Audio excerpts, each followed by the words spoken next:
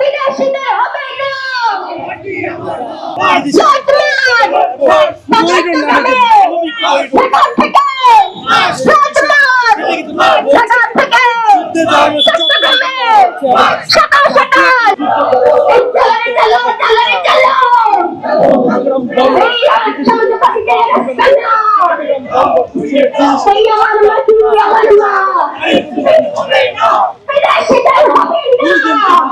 একটি বিদেশি company DP world কে ইজারা দেওয়ার যে চক্রান্ত, সেই চক্রান্ত কিন্তু অন্তর্বর্তীকালীন সরকার করে আসছে শুরু থেকেই।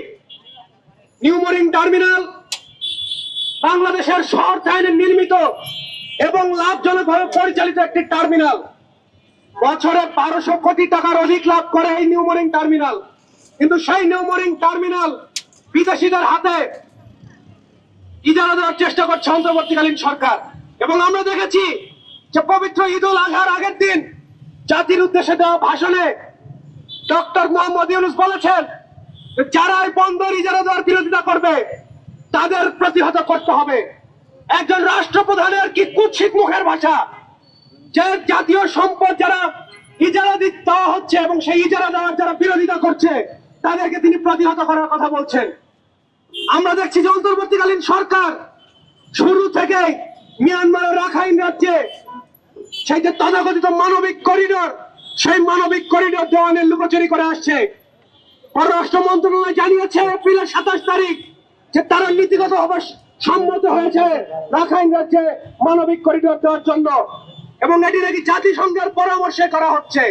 কিন্তু তার কিছুদিন পরে আমরা জানতে পেরেছি যে বাংলাদেশে তিনি জাতিসংঘের আবাসিক কর্মকর্তা, তিনি বলেছেন যে জাতিসংঘ এমন কোন পরামর্শ বাংলাদেশকে দেয় নাই। তার পরবর্তীতে আমরা জানতে পেরেছি যে তিনি জাতীয় নিরাপত্তা উপদেষ্টা ডক্টর খলিলুর রহমান, যিনি বাংলাদেশের নাগরিক নন কিন্তু বাংলাদেশের প্রতিরক্ষা উপদেষ্টা হয়ে বসে আছেন, তিনি বলেছেন যে মানবিক করিডোর নয় কিন্তু ত্রাণ চ্যানেল দেওয়া হবে। জনগণের সম্মতি ব্যতীত এই ধরনের সাম্রাজ্যবাদী চক্রান্তের বিরুদ্ধে আমরা দীর্ঘদিন ধরে লড়াই সংগ্রাম করে আসছি বন্ধুগণ। তারই ধারাবাহিকতায় আগামী 2 দিন আমরা ঢাকা থেকে চট্টগ্রাম যে রোড মার্চ, সেই রোড মার্চ আমরা আয়োজন করছি। আপনারা জানেন যে ইতোমধ্যে প্রধান উপদেষ্টা সহ বিশেষ কিছু রাজনৈতিক দলের নেতৃবৃন্দ বারবার কাতার ভ্রমণ করেছেন।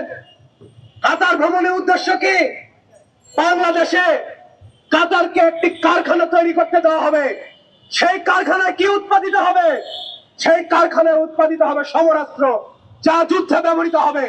তাহলে বাংলাদেশকে আগামী দিনের একটি প্রক্সি যুদ্ধে লিপ্ত করবার জন্য যাবতীয় যত আয়োজন, সকল আয়োজন সম্পন্ন করছে এই অন্তর্বর্তীকালীন সরকার।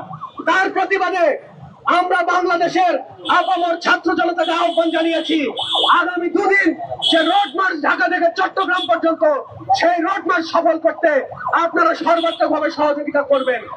সংগ্রামী বন্ধুগণ, আজকে রোড মার্চের সমর্থনে আমরা ঢাকা বিশ্ববিদ্যালয়ে বাংলাদেশ ছাত্র ইউনিয়ন, সমাজতান্ত্রিক ছাত্র ফ্রন্ট এবং বাংলাদেশ ছাত্রলীগ বিসিএল এর আহ্বানে রোড মার্চের সমর্থনে আমরা মশাল মিছিল করেছি।